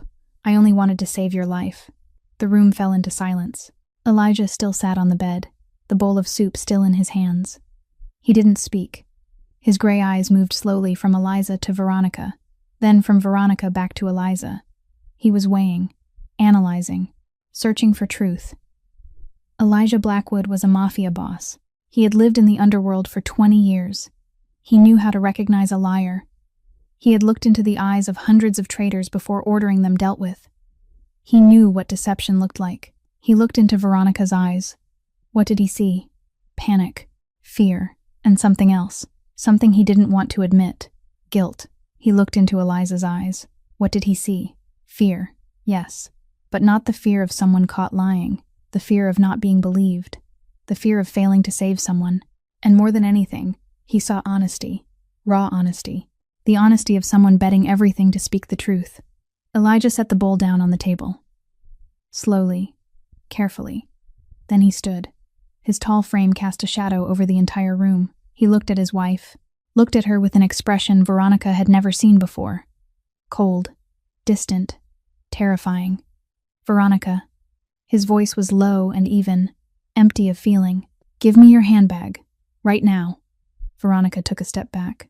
Her arms moved on their own, clutching the Hermes bag tight against her chest. You believe the maid more than you believe me? Her voice shook. I'm your wife. I've been your wife for nearly 9 years. The bag, right, now. Elijah repeated, each word icy. Veronica shook her head. She hugged it tighter. She was about to run. But Elijah was faster. He stepped forward, grabbed the strap, and yanked hard. Veronica screamed and tried to hold on, but she couldn't match his strength. The bag tore free from her hands. Elijah opened it. His hand searched inside. And then he pulled something out. A small glass vial. White cap. Inside, a little fine white powder still clung to the bottom. Exactly as Eliza had described. Not a single detail wrong. Elijah stared at the vial. His face didn't change, but his hand tightened around it until his knuckles went white. He dug into the bag again and pulled out something else. A pair of rubber gloves. The kind you wear so you don't leave fingerprints. The kind a professional killer wears. Elijah lifted his gaze. He looked at his wife. Looked at the woman he had married. Loved. Trusted for 8 years. What is this, Veronica? Veronica stood there staring at the vial in her husband's hand. Every mask had fallen away. Every lie had been dragged into the light. There was nothing left to hide. She didn't scream. She didn't deny it. She didn't try to run. She only stood there like a wax figure melting under the sun. Then her legs gave out. She collapsed onto the floor, her back against the side of the bed, and she began to cry. Not the fake tears from a moment ago. These were real, coming from the deepest place inside her. The sobs of someone who had held everything in for too long and could not endure another second. I used to love you, Elijah. Veronica's voice broke between jagged breaths. Do you know that? I used to love you like madness. I loved you so much I was willing to give up everything to follow you. Give up school. Give up my dreams. Give up a normal life. I only wanted to be with you. Only wanted to be your wife. Only wanted you to love me. Elijah didn't move. The vial was still clenched in his hand. He watched his wife crying at his feet and said nothing. Veronica went on, her voice full of bitterness. But you took everything away. You took my time. The best years of my life. I sat alone in this mansion waiting for you to come home, waiting for a phone call, waiting for a text. waiting for anything that proved you still remembered me. Tears soaked her cheeks. You took my youth. I gave my whole youth to being your wife, to waiting for you, to hoping that one day you'd come back to me the way you were in the beginning. But that day never came. Veronica's voice caught. She shut her eyes as if she were staring at a memory too painful to bear. And you took our child. She opened her eyes and looked straight at Elijah. Her blue eyes were red from crying, but the stare carried pain and resentment. Do you remember that day, Elijah? I called you. I was bleeding. I was losing the baby. Our son. The child I'd waited for so many years. Her voice trembled. I called you. Once. Twice. 3 times. And where were you? You were in an important meeting. She emphasized the last 2 words, her tone sharp with mockery and poison. A meeting was more important than your wife, more important than your child, more important than everything. Elijah closed his eyes. His face tightened with pain, like someone had driven a knife into his heart. He remembered that day, the meeting with his partners, the phone ringing and him not answering, the secretary saying his wife was calling and him telling her he would call back later, the moment he arrived at the hospital and everything was already over. When you came, Veronica continued, her voice warped by grief, it was already finished. Our baby was dead. I was lying in that hospital bed, empty, hopeless. And what did you say? Do you know what you said? She laughed, and it was the kind of laugh that broke a person's soul. You said, we'll have another. Another, like our child was just an object. This one breaks, you buy another. This one is gone, you make another. You don't understand. You never understood. That was my baby, my flesh and blood, my only hope. And you said, we'll have another. Veronica wiped at her tears, but they kept coming. Blake came. Blake listened to me. Blake gave me what you never did. Attention, understanding. He told me I deserved to be happy. I deserved to be loved. I deserved a better life.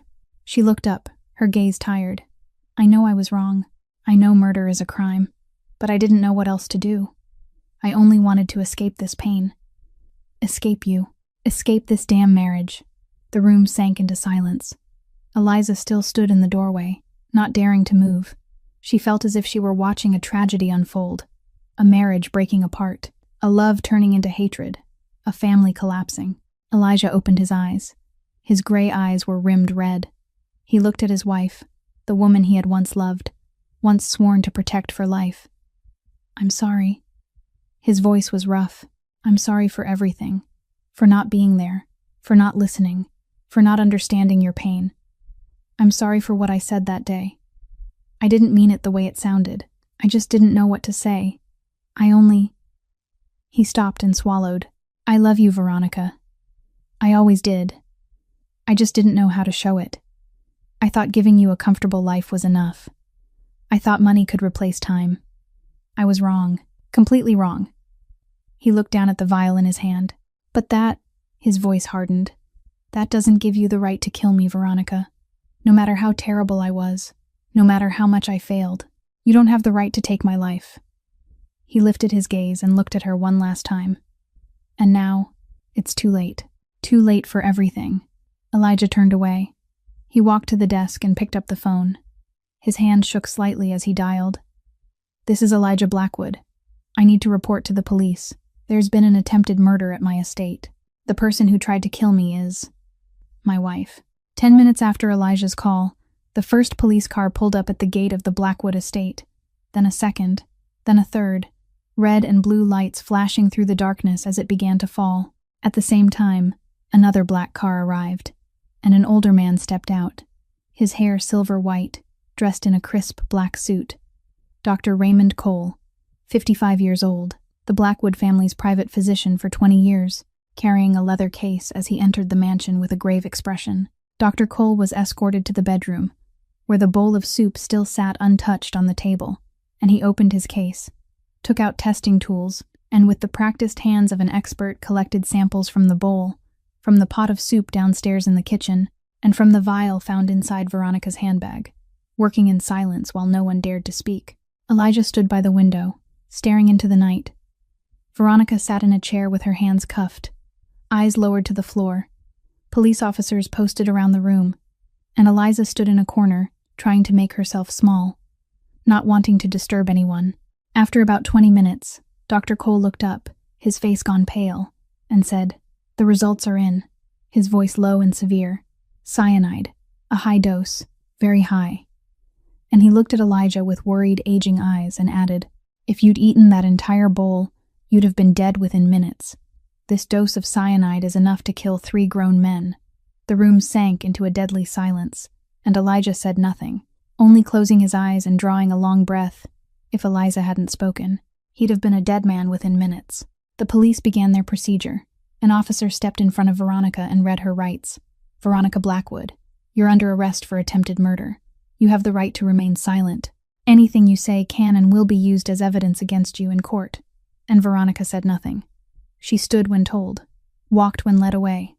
No resistance, no crying, no pleading, like a walking corpse, as if she'd already died on the inside. And when she passed Elijah, she stopped for a second, and the two of them looked at each other. No words spoken, only the weight of their eyes. Nearly 9 years of marriage, of love, of hatred, of pain, of regret. Then Veronica turned and walked out of the mansion where she'd lived for nearly 9 years, out of Elijah Blackwood's life. At the same time, in a luxury apartment about 30 minutes' drive from the Blackwood estate, Blake Mercer was hurriedly packing. Having received a message from someone he knew inside the police department, the plan had failed. Veronica had been arrested. The police were on their way, and Blake cursed, shoved clothes into a suitcase, grabbed a fake passport and cash. He had to run, had to leave the country immediately, but when he opened the back door to slip out, a figure was already standing there. Frank Donnelly, Elijah Blackwood's head of security, 45 years old, big, broad-shouldered, his face cold as stone. "Where are you running to, Mercer?" Frank asked, as calmly as if he were talking about the weather, and Blake tried to turn and bolt for the front door, but it was too late. Frank lunged, drove a punch into Blake's face and sent him to the floor. And before Blake could get up, Frank was on top of him, wrenching his arms behind his back and cuffing him. "You think I don't know who you are?" Frank said, contempt thick in his voice. "You think I haven't been watching you since the first day you walked into that mansion? You think you're smart? You're just a coward hiding behind a woman's skirt to get your revenge." The police arrived 5 minutes later, searched Blake's apartment, and found everything they needed. His phone was full of messages with Veronica discussing the plan to poison Elijah.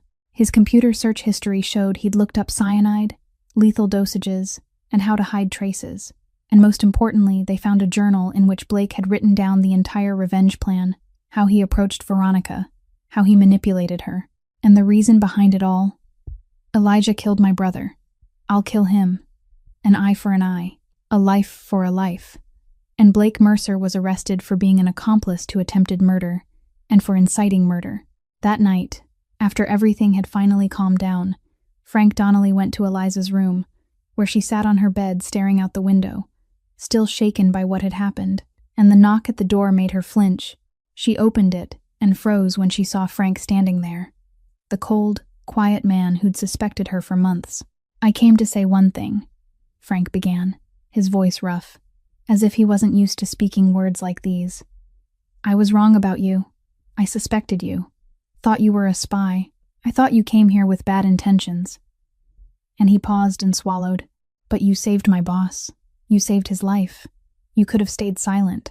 You could have pretended you didn't know anything, but you didn't." And Frank looked straight into Eliza's eyes and said, "Thank you. From the bottom of my heart, thank you." And then Frank did something he rarely did. He bowed his head, bowed before a small housemaid from Pennsylvania, and Eliza didn't know what to say. She only nodded, tears rising again at the corners of her eyes. That night, after the police left, after Veronica was taken away, after everything was over, the Blackwood mansion sank into a frightening silence.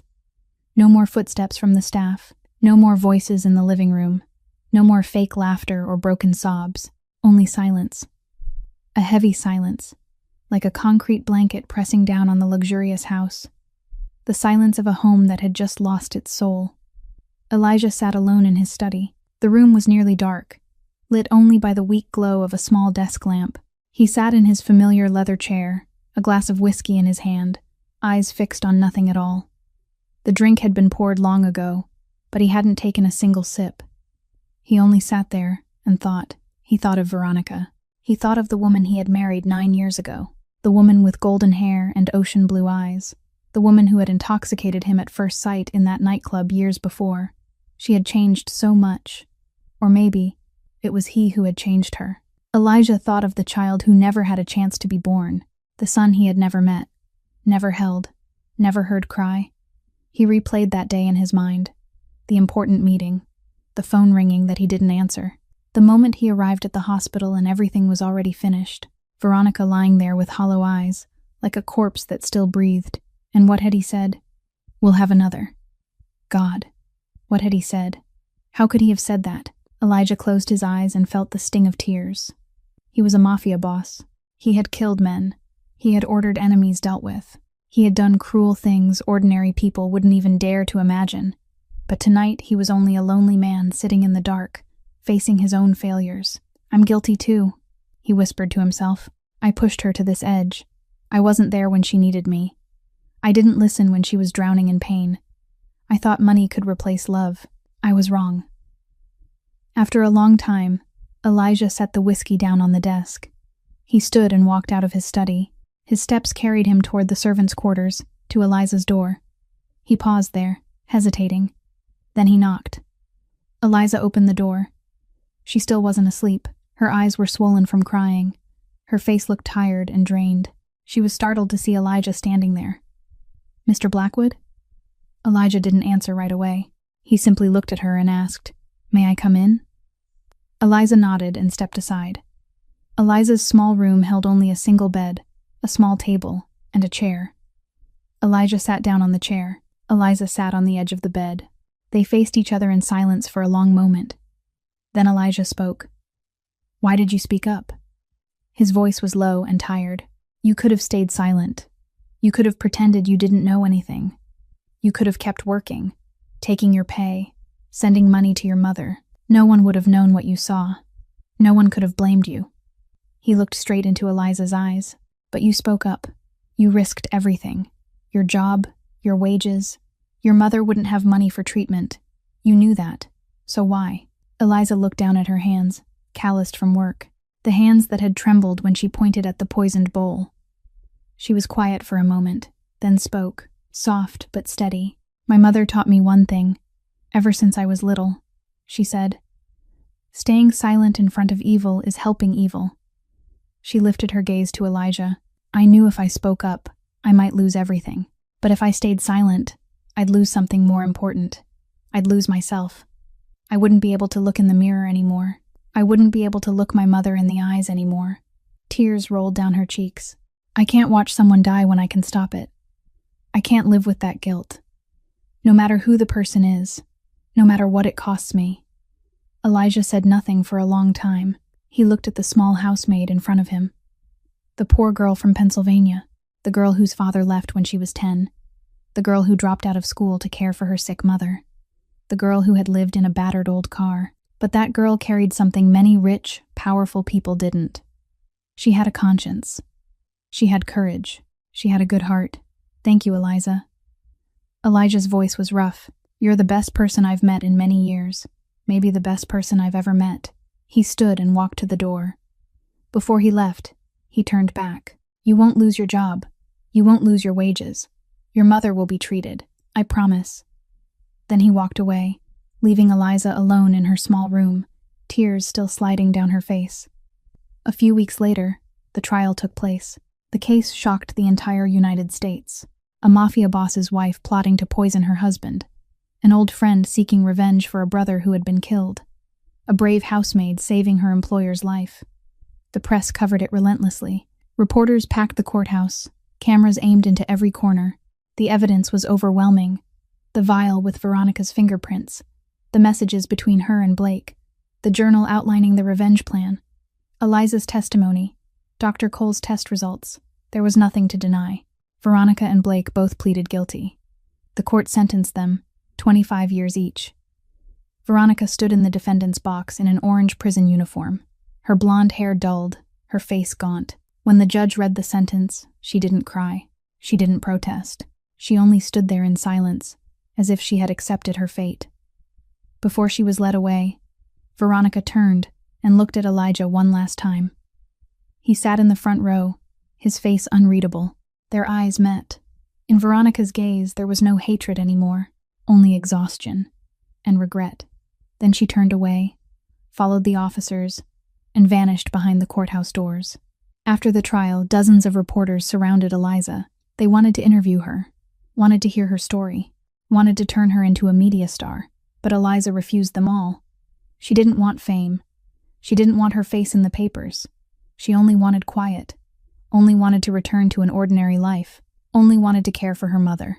She slipped through the crowd, climbed into the car Frank had waiting, and left the courthouse without saying a single word. 1 week after the trial, life inside the Blackwood mansion slowly drifted back to normal, or at least, a new version of normal. Veronica was gone. The fake laughter was gone. The icy stares that used to follow Eliza every time she walked down a hallway were gone too. The mansion was still vast and luxurious, but now it carried a different atmosphere. Quieter, lighter, as if a dark cloud had finally been lifted from the sky. That morning, Eliza was wiping down the living room when a servant came to tell her, "Miss Eliza, Mr. Blackwood wants to see you," in his study. Eliza nodded, set her cleaning cloth down, and walked to Elijah's office. She knocked. Elijah's voice came from inside. "Come in." Eliza stepped inside. The office looked the same as always, the bookshelves rising to the ceiling, the massive oak desk, and Elijah seated behind it, gray eyes on her as she approached. But something was different. His face no longer carried the tight strain and exhaustion of the past days. He looked calmer, as if a weight had just been taken off his shoulders. "Sit down, Eliza." Elijah gestured to the chair across from his desk. Eliza sat, hands folded on her lap, back straight. She didn't know what he wanted to say. Maybe it was about work. Maybe it was about what had happened. Maybe it was about the future. Elijah was silent for a moment, as if searching for the right words. Then he spoke. "You saved my life. If it hadn't been for you, I'd be dead. Dead in my own home, by the hand of the person I trusted most." He paused and drew a deep breath. "I don't know how to thank you enough, but I want to repay you, somehow." Elijah opened a desk drawer and took out a large white envelope. He placed it in front of Eliza. "Open it." Eliza hesitated for a second, then picked up the envelope and opened it. Inside were 2 things. The first was a check. Eliza saw the number and nearly stopped breathing. $50,000. A sum she had never dared to dream of. Enough to pay every hospital bill for her mother, buy a small home, and begin a new life. The second was a letter. Eliza read quickly and realized it was a referral to one of the top cancer hospitals in the United States. With that letter, her mother would be treated by the best doctors, with the most advanced equipment. Eliza sat there with the check and the letter in her hands, and she didn't know what to say. This was everything she needed. This was her dream, the reason she had come to New York, the reason she had endured every hardship, every humiliation, every night of pain, and now it was in her hands. All she had to do was take it. All she had to do was say thank you. All she had to do was walk away. But Eliza didn't. She stared at the check for a long time. Then she set it down on the desk and gently slid it back toward Elijah. "Mr. Blackwood." Her voice was quiet, but steady. "I'm grateful to you. More than I can say. But this is too much. I can't accept it." Elijah lifted an eyebrow, surprised. "You saved my life. $50,000 is nothing compared to a life." Eliza shook her head. "I didn't save you for money. I saved you because it was the right thing." She looked straight into Elijah's eyes. "I only need enough to cover my mother's medical bills. The rest, I want to earn on my own." Elijah tilted his head, studying her as if he couldn't understand. "Why? I'm giving you a chance at a better life. Don't you want it?" Eliza was quiet for a moment, choosing her words. Then she said, "Because that's how my mother raised me."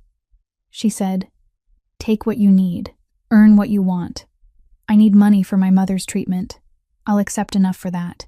But everything else, a better life, a better future, I want to earn it myself, with my own work, with my own sweat and tears." She paused and swallowed.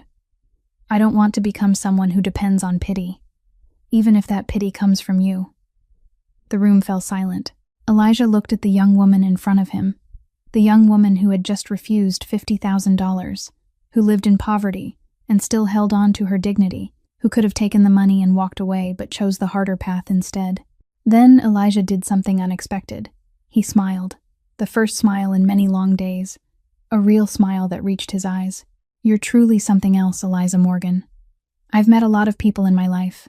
Rich people, poor people, powerful people, weak people, but I've never met anyone like you." Elijah stood, walked to the window, and looked out at the gardens. Then he turned back. "All right, I respect your decision. So here's what we'll do," he offered. "I'll loan you your mother's medical costs. No interest. You can pay it back whenever you're able, and you'll keep the referral letter. That isn't money. That's an opportunity for your mother to get the best treatment possible." He paused. "And I've heard you once studied nursing. I know some people at a few universities. I can help you find a scholarship. So you can go back. So you can finish your dream. Do you agree?" Eliza looked at Elijah and saw sincerity in his eyes. Not pity, not charity, but respect, recognition, equal treatment. She nodded. "I agree." Elijah stepped toward her and held out his hand. Eliza rose and took it. They shook hands. Not a handshake between a boss and a maid. A handshake between equals. Two people who respected each other. 6 months had passed since the day Eliza and Elijah shook hands in his study. 6 months was long enough for many things to change. Eliza's mother, Martha Morgan, had completed her final round of chemotherapy at the top cancer hospital Elijah had referred her to. The doctors said she was recovering better than expected. The tumor had shrunk significantly. Her health was improving more and more. She could walk on her own again, cook for herself again, even bake the way she used to. Every time she called her daughter, her voice was no longer weak and hoarse. It was the voice of a woman coming back to life, a woman hoping, a woman happy. Eliza had returned to college. With the scholarship Elijah helped her find, she continued the nursing program she'd once been forced to abandon. She studied harder than she ever had. She stayed up late reading. She woke early to review. She did hospital rotations on the weekends. Her performance stayed near the top of her class. Professors praised her natural ability. Classmates admired her work ethic. No one knew she'd once lived in a battered old car. No one knew she'd once worked as help in a mafia boss's mansion. No one knew she'd saved a man's life by screaming in a bedroom. And Eliza told no one. She simply studied in silence, worked in silence, built her future in silence. Every month, she sent part of her paycheck from her part-time job to repay the loan Elijah had given her. Not much, but steady, just as she'd promised. Elijah changed too. After everything that happened, he began to look back at his own life. He was still a mafia boss, still running the Blackwood Empire, still dealing with enemies and partners, but he didn't let the work devour him anymore. He began coming home earlier, began making time for himself, began learning how to slow down. Sometimes he sat in the garden with coffee and watched flowers bloom. Sometimes he read, listened to music, did the kinds of things he'd never had time to do. He realized power and money meant nothing if there was no one to share them with. No one to love, no one to come home to. One Sunday afternoon, Eliza came to visit the Blackwood estate. She brought a box of cookies her mother had baked. Butter cookies, a family recipe. Her mother said she wanted to send a gift to the man who had helped her daughter. Elijah met Eliza at the door, a faint smile on his lips. They sat in the garden beneath the old oak tree where Eliza had once sat alone and cried from worry about her mother. The late-day sun was gentle. A light breeze moved through the air. Roses bloomed all around them. Elijah asked, "After you graduate, what do you plan to do?" Eliza looked out at the flower beds, her eyes distant. "I want to go back home, open a small clinic, help people like my mother used to be. Poor people who don't have money for treatment. People forced to fight between life and death simply because they're short on cash." She turned back to him. "I know it's a small dream, not grand, not impressive, but it's what I want to do." Elijah nodded, his gaze full of respect. "It's a beautiful dream. The noblest dream is the one that helps others." He looked at her. "If you ever need help, I'm willing. Not because you saved my life, but because we're friends, like real friends." Eliza smiled. She stood to leave. The afternoon light fell over her, turning her dark hair warm with brown highlights. "Thank you, sir. Thank you for everything." She bowed her head politely. "See you again, Mr. Blackwood." Elijah rose as well. Elijah, he corrected gently. Call me Elijah. Eliza looked at him for a moment. Then she smiled, warm and sincere. See you again, Elijah? She turned and walked down the stone path leading to the gate. The late sun lit her hair, lit the line of her small shoulders, stubborn and strong. Elijah stood there watching until her figure disappeared beyond the gate. Eliza and Elijah's story ends here, but their lives go on. A poor girl proved that kindness and courage can change fate. A powerful kingpin learned that money can't buy happiness, and love has to be cared for every day. This story teaches us that no matter how hard life gets, we should always do what's right. Listen to your conscience. Be brave enough to speak up in the face of evil, because staying silent in the face of evil is helping evil. And sometimes, one small act from you can save a life, can change an entire future.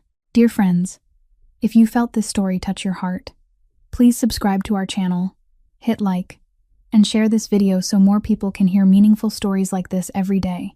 We'd really love to know how you felt after hearing this story.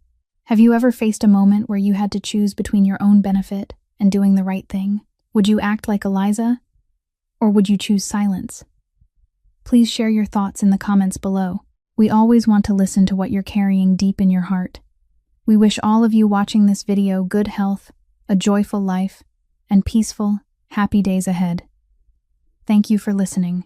Goodbye, and we'll see you in the next video.